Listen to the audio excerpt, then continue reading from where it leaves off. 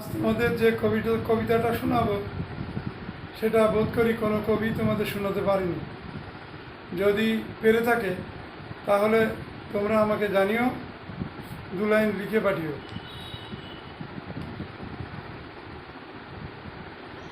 ক্ষমা সুন্দর হে মহাবীর, হে সুব্রত, নিজেকে নিজে জ্বালিয়ে দিতেছ মোমের মতো। দধিচির মতো আপন অস্থি করিছ দান, নিঃসারে তুমি করে চলেছ দেববিধান।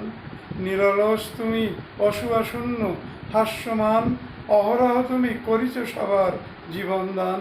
জ্যৈষ্ঠের রোদে করিছে ঝরিছে ঘর্মক্লান্ত কায়, থামিনি যুদ্ধ নতুন ফসলে ঢেউ খেলায়। আষাঢ়ের কালো মেঘের ধমকে নিডর তুমি, শ্রাবণে প্লাবনে অটল অবাক হয়েছি আমি। তোমার কর্ম করে গেছো তুমি হে কর্মবীর, প্রবল শীতেও থামেনি কাস্তে হে সুধীর। অবিকার তুমি কাজ করে যাও হে বিস্ময়, তোমার নাঙলে হয়েছে নতুন সূর্যোদয়। যে ফসল ফলে ঘাটে মাঠে বাটে সৃষ্টিধর, তোমারই সৃষ্টি করুণা বৃষ্টি ধরার পর। তুমি দুহাতে পারগ বিলাতে হে দানবীর, তোমার দয়াতে বেঁচে আছি তাই উন্নতশীল। শ্রদ্ধা তোমায়, প্রণাম তোমাকে মহান চাষি, বিশ্বে তোমার জয়গাথা হোক বাজুকবাসী। বিশাল বিশ্বে বিপুল তোমার হোক আয়তন, নাঙলের ফালে তুলে আনো যত পরম রতন মহান চাষি।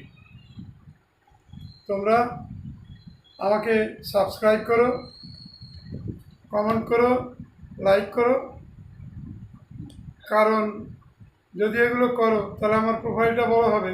প্রোফাইলটা বড় হলে আমি বড় কিছু বেশি কিছু তোমাদের শোনাতে পারবো। আমার বয়স মাত্র 3 থেকে 3.5 মাস, তো 40,000-42,000 লোক এখন আমার ভিডিও দেখে ফেলেছে। সুতরাং তোমরা যদি আরও বেশি বেশি করে দেখো, আরও বেশি বেশি করে যদি চড়াও, তাহলে আমার প্রোফাইলটা বড় হবে। বড় হলে আমি তোমাদের কবিগান শোনাতে পারবো। 1970 সাল থেকে আর 1980 সাল পর্যন্ত 10 বছর রসিকবাবুর ছাত্র হয়েছিলাম।